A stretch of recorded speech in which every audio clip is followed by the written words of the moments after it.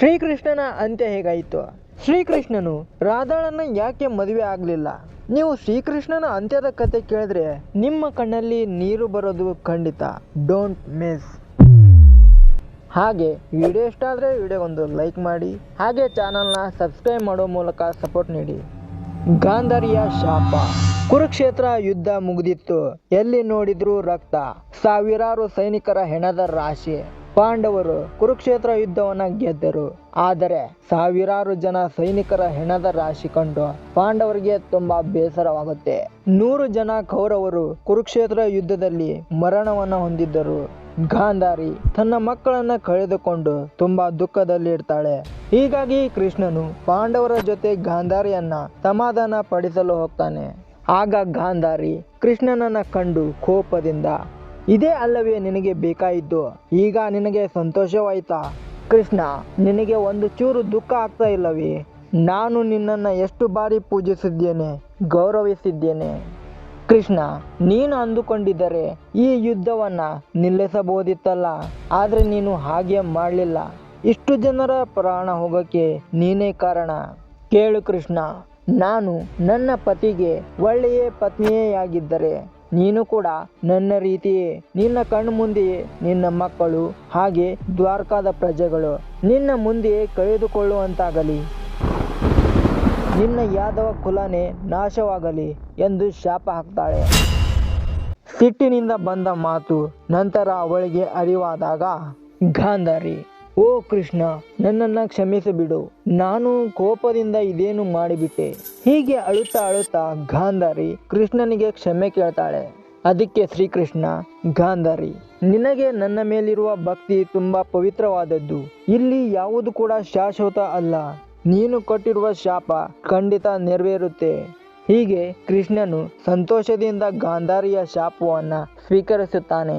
ಹೀಗೆ ಕುರುಕ್ಷೇತ್ರ ಯುದ್ಧ ಮುಗಿದು 36 ವರ್ಷಗಳ ನಂತರ ಗಾಂಧಾರಿಯ ಶಾಪ ಕೃಷ್ಣನ ಯಾದವ ಕುಲದ ಮೇಲೆ ಪ್ರಭಾವ ಬೀರಲು ಶುರುವಾಗುತ್ತೆ.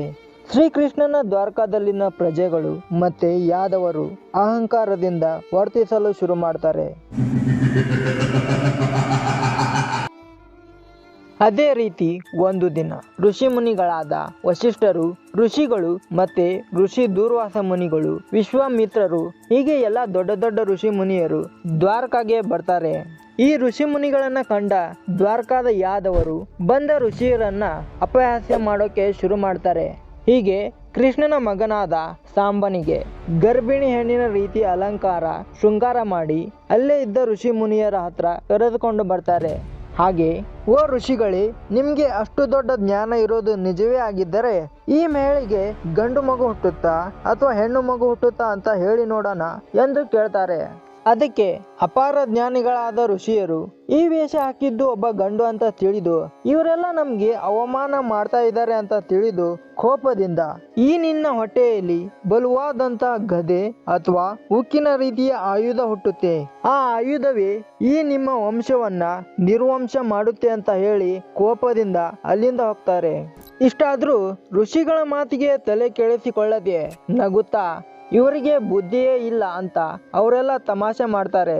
ಹಾಗೆ ಕೆಲ ದಿನಗಳ ಕಳೆದ ಮೇಲೆ ಋಷಿಗಳು ಹೇಳಿದ ಹಾಗೆ ಸಾಂಬ ಒಂದು ಉಕ್ಕಿನ ಆಯುಧಕ್ಕೆ ಜನ್ಮ ಕೊಡ್ತಾನೆ. ಇದನ್ನು ನೋಡಿದ ಅವರೆಲ್ಲರಿಗೂ ಆಶ್ಚರ್ಯವಾಗುತ್ತೆ. ಹಾಗೆ ಭಯದಿಂದ ಆ ಉಕ್ಕಿನ ಆಯುಧವನ್ನ ಪುಡಿ ಮಾಡ್ತಾರೆ. ಹಾಗೆ ಕೊನೆಯಲ್ಲಿನ ಸ್ವಲ್ಪ ಭಾಗವನ್ನ ಎಷ್ಟೇ ಪ್ರಯತ್ನ ಪಟ್ಟರೂ ಪುಡಿ ಮಾಡೋಕೆ ಆಗೋದಿಲ್ಲ. ಹೀಗಾಗಿ ಪುಡಿ ಮಾಡಿದ ಅವುಗಳನ್ನ ಹಾಗೆ ಪುಡಿ ಮಾಡದೆ ಉಳಿದಿದ್ದ ಆ ಒಂದು ತುಂಡನ್ನ ಸಮುದ್ರದ ಒಳಗೆ ಹಾಕ್ತಾರೆ. ಹೀಗೆ ಎಲ್ಲ ಮುಗಿದ ಮೇಲೆ ಎಲ್ಲರೂ ನಮಗೆ ಬಂದ ಕಂಟಕ ತಪ್ಪಿತು ಅಂತ ಮಾತನಾಡಿಕೊಳ್ತಾ ಹೋಗ್ತಾರೆ. ಆದರೆ ಋಷಿಗಳು ಕೊಟ್ಟ ಶಾಪವನ್ನ ಯಾರಿಂದಲೂ ತಪ್ಪಿಸಲು ಸಾಧ್ಯವಿಲ್ಲ. ಹೌದು, ಅವರು ಪುಡಿ ಮಾಡೋಕೆ ಆಗದ ಆಯುಧದ ಚೂರು ಅದನ್ನ ಸಮುದ್ರದಲ್ಲಿನ ಮೀನು ಸೇವಿಸುತ್ತೆ. ಹೀಗೆ ಮೀನುಗಾರನಾಗಿದ್ದ ಜರ ಎಂಬಾತ ಮೀನುಗಳನ್ನ ಬೇಟೆಯಾಡಕ್ಕೆ ಸಮುದ್ರಕ್ಕೆ ಬರ್ತಾನೆ. ಹೀಗೆ ಮೀನುಗಳನ್ನ ಬೇಟೆಯಾಡುವಾಗ ಆ ಆಯುಧದ ಚೂರನ್ನ ನುಂಗಿದ್ದ ಮೀನು ಜರಾಗೆ ಸಿಗುತ್ತೆ. ಆಗ ಆ ಮೀನಿನ ಹೊಟ್ಟೆಯನ್ನ ಕೊಯ್ದಾಗ ಒಂದು ಚೂಪಾದ ತುಂಡನ್ನ ಕಂಡು ಅದನ್ನ ಚೂಪಾಗಿಸಿ ಅದನ್ನೇ ಆಯುಧವನ್ನಾಗಿ ಮಾಡಿಕೊಂಡು ಒಂದು ಬಾಣವನ್ನ ತಯಾರು ಮಾಡ್ತಾನೆ. ಈ ಕಡೆ ಯಾದವ ಕುಲದ ಅಂತ್ಯದ ದಿನಗಳು ಕೂಡ ಹತ್ರ ಬರುತ್ತಾ ಇರುತ್ತೆ. ಹೀಗೆ ಒಂದು ದಿನ ಯಾದವ ಕುಲದವರು ಸಮುದ್ರದ ಹತ್ರ ಹೋಗಿ ಮದ್ಯಪಾನವನ್ನ ಕುಡಿತಾ ಇರ್ತಾರೆ. ಹೀಗೆ ಮದ್ಯವನ್ನು ಕುಡಿದ ಮದ್ದಿನಲ್ಲಿ ಒಬ್ಬರನ್ನೊಬ್ಬರು ಬೈಯುತ್ತಾ ಜಗಳವಾಡೋಕೆ ಶುರು ಮಾಡ್ತಾರೆ. ಹೀಗೆ ಒಬ್ಬರು ಮತ್ತೊಬ್ಬರನ್ನ ಹೊಡೆಯುತ್ತಾ ಸಾಯಿಸುತ್ತಾ ಹೀಗೆ ಎಲ್ಲರೂ ಕೂಡ ಸಾವನ್ನಪ್ತಾರೆ. ಹೀಗೆ ಗಾಂಧಾರಿಯು ಕೊಟ್ಟ ಶಾಪದ ಪ್ರಕಾರವೇ ಅಣ್ಣ ತಮ್ಮಂದಿರೇ ಒಬ್ಬರಿಗೊಬ್ಬರು ಜಗಳವಾಡುತ್ತಾ ಹೊಡೆದಾಡುತ್ತಾ ಎಲ್ಲರೂ ಸಾವನ್ನಪ್ತಾರೆ. ಹೀಗೆ ಯಾದವ ಕುಲದಲ್ಲಿ ತುಂಬಾ ಕಡಿಮೆ ಜನ ಮಾತ್ರ ಉಳಿದಿದ್ದರು. ಇದನ್ನು ನೋಡಿದ ಕೃಷ್ಣನು ನನ್ನ ಅವತಾರ ಕೂಡ ಮುಗಿಯುವ ಸಮಯ ಬಂದಿದೆ ಹೀಗೆ ಯೋಚನೆ ಮಾಡ್ತಾ ಇದ್ದಾಗ ಅದೇ ವೇಳೆ ತನಗೆ ಮತ್ತೊಂದು ಋಷಿ ದೂರ್ವಾಸ ಮುನಿಗಳು ಹಾಕಿದ ಶಾಪ ನೆನಪಿಗೆ ಬರುತ್ತದೆ. ಅದೇನು ಅಂದರೆ ಒಂದು ಬಾರಿ ಕೃಷ್ಣನನ್ನು ನೋಡಲೆಂದು ದೂರ್ವಾಸ ಮುನಿಗಳು ಬರ್ತಾರೆ. ಆಗ ಕೃಷ್ಣನು ದೂರ್ವಾಸ ಮುನಿಗಳಿಗೆ ಪ್ರೀತಿಯಿಂದ ಪಾಯಸವನ್ನ ಮಾಡಿಕೊಡ್ತಾನೆ. ಹೀಗೆ ಕೃಷ್ಣನ ಆತಿಥ್ಯವನ್ನ ಸ್ವೀಕರಿಸಿದ ದೂರ್ವಾಸ ಮುನಿಗಳು ಕೃಷ್ಣನಿಗೆ ಈ ರೀತಿ ಹೇಳ್ತಾರೆ, ಕೃಷ್ಣ, ನಾನು ಸೇವಿಸಿದ ಈ ಪಾಯಸದಲ್ಲಿ ಸ್ವಲ್ಪ ಪಾಯಸ ಹಾಗೆ ಉಳಿದಿದೆ. ಈ ಉಳಿದ ಪಾಯಸವನ್ನ ನಿನ್ನ ದೇಹಕ್ಕೆ ಹಚ್ಚಿಕೊಳ್ಳು ಎಂದು ಹೇಳ್ತಾರೆ. ಹೀಗೆ ದೂರ್ವಾಸ ಮುನಿಗಳ ಈ ಮಾತನ್ನ ಕೇಳಿ ಅಲ್ಲಿ ಇದ್ದವರೆಲ್ಲ ತಾವು ಎಂಜಲು ಮಾಡಿದ ಪಾಯಸವನ್ನ ಶ್ರೀಕೃಷ್ಣನಿಗೆ ಹಚ್ಚಿಕೊಳ್ಳಲು ಹೇಳ್ತಾ ಇದ್ದಾರಲ್ಲ, ಈ ದೂರ್ವಾಸ ಮುನಿಗಳಿಗೆ ಅದೆಷ್ಟು ಅಹಂಕಾರ ಇರಬೇಕು ಹೀಗಂತ ಮಾತನಾಡಿಕೊಳ್ತಾ ಇರ್ತಾರೆ. ಆದ್ರೆ ಕೃಷ್ಣ ಮಾತ್ರ ಯಾವುದೇ ರೀತಿಯ ಕೋಪ ಮಾಡಿಕೊಳ್ಳದೆ ಋಷಿ ಮುನಿಗಳ ಮಾತಿನಂತೆ ಆ ಎಂಜಲಿನ ಪಾಯಸವನ್ನ ತನ್ನ ದೇಹಕ್ಕೆ ಹಚ್ಚಿಕೊಳ್ತಾನೆ. ಆದ್ರೆ ತನ್ನ ಕಾಲಿನ ಅಂದ್ರೆ ತನ್ನ ಪಾದಗಳಿಗೆ ಮಾತ್ರ ಆ ಪಾಯಸವನ್ನ ಹಚ್ಚಿಕೊಳ್ಳಲ್ಲ.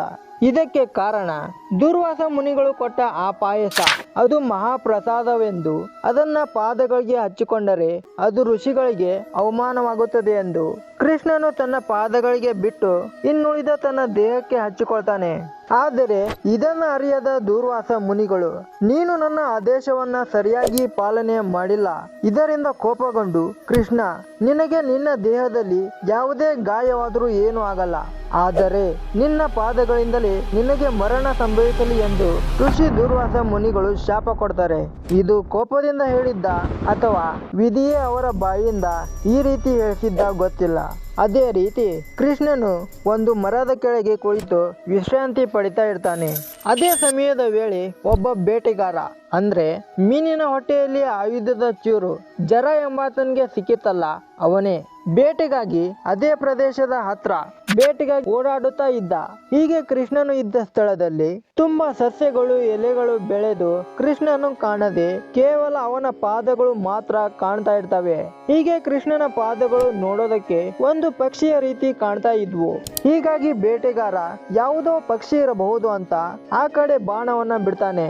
ಆ ಬಾಣ ನೇರವಾಗಿ ಹೋಗಿ ಕೃಷ್ಣನ ಪಾದಗಳಿಗೆ ಚುಚ್ಚುತ್ತೆ. ಅದರ ನೋವು ತಾಳಲಾಗದೆ ಒಮ್ಮೆ ಕೃಷ್ಣನು ಜೋರಾಗಿ ಕಿರಿಚಿ ಬಿಡ್ತಾನೆ. ಆ ಕೂಗನ್ನ ಕೇಳಿದ ಬೇಟೆಗಾರ ಜರ ಅಲ್ಲಿಗೆ ಬಂದು ಬಾಣ ಕೃಷ್ಣನ ಕಾಲಿಗೆ ಚುಚ್ಚಿಕೊಂಡಿರೋದನ್ನ ಕಂಡು ಅಳುತ್ತಾ ಪ್ರಭು ನನ್ನನ್ನ ಕ್ಷಮಿಸಿಬಿಡಿ ಎಂದು ಬೇಡಿಕೊಳ್ತಾನೆ. ಆಗ ನೋವಿನಿಂದಲೇ ಕೃಷ್ಣನು ಚಿಂತಿಸಬೇಡ ಜರ, ಇದು ಕರ್ಮಫಲ. ಹಿಂದಿನ ಜನ್ಮದಲ್ಲಿ ನೀನು ವಾಲಿಯಾಗಿದ್ದಾಗ ನಾನು ರಾಮನ ರೂಪದಲ್ಲಿ ನಿನ್ನ ಹಿಂದೆ ನಿಂತು ನಿನ್ನ ಪ್ರಾಣವನ್ನ ತೆಗೆದಿದ್ದೆ. ಅದರಿಂದ ಆ ಕರ್ಮದ ಫಲ ನನಗೆ ಬಂದಿದೆ ಅಷ್ಟೇ. ಹೀಗೆ ಅತಿಯಾದ ನೋವನ್ನ ತಾಳಲಾಗದೆ ಕೃಷ್ಣನು ಅಲ್ಲೇ ಕಣ್ಣು ಮುಚ್ಚಿದನು. ಗಾಂಧಾರಿಯ ಶಾಪ, ಋಷಿ ದೂರ್ವಾಸ ಮುನಿಗಳ ಶಾಪ ಮತ್ತೆ ವಾಲಿಯ ಮರಣದ ಕರ್ಮಫಲ ಕೃಷ್ಣನ ಅತ್ಯಂತ ಸುಂದರವಾದ ಅವತಾರವನ್ನ ಮುಗಿಸಬೇಕಾಯಿತು. ಇಲ್ಲಿ ಕೃಷ್ಣನು ಸಾವನ್ನಪ್ಪಿಲ್ಲ, ಭೂಮಿಯ ಮೇಲೆ ಕೃಷ್ಣನ ಅವತಾರ ಮುಗಿದು ಹೋಯಿತು. ಹೀಗೆ ಒಂದೊಂದು ಯುಗದಲ್ಲಿ ಒಂದೊಂದು ಅವತಾರದಲ್ಲಿ ಕಾಣಿಸಿಕೊಳ್ತಾರೆ. ರಾಧಾಳ ಅಂತ್ಯ ಹೇಗಾಯಿತು, ರಾಧಾ ಕೃಷ್ಣನನ್ನ ಬಿಟ್ಟು ಹೋಗಲು ಕಾರಣವೇನು, ಹೀಗೆ ಇಲ್ಲಿ ಕಾಣ್ತಾ ಇರೋ ವಿಡಿಯೋನ ಒಮ್ಮೆ ನೋಡಿ. ಮತ್ತೆ ನಾ ಸಿಗ್ತೀನಿ ಇನ್ನೊಂದು ವಿಡಿಯೋ ಜೊತೆ. ಈ ವಿಡಿಯೋ ಮಾಡೋಕ್ಕೆ ನಾನು ತುಂಬಾ ಕಷ್ಟಪಟ್ಟಿದ್ದೇನೆ. ದಯವಿಟ್ಟು ವಿಡಿಯೋಗೊಂದು ಲೈಕ್ ಕೊಡುವ ಮೂಲಕ ಸಪೋರ್ಟ್ ನೀಡಿ.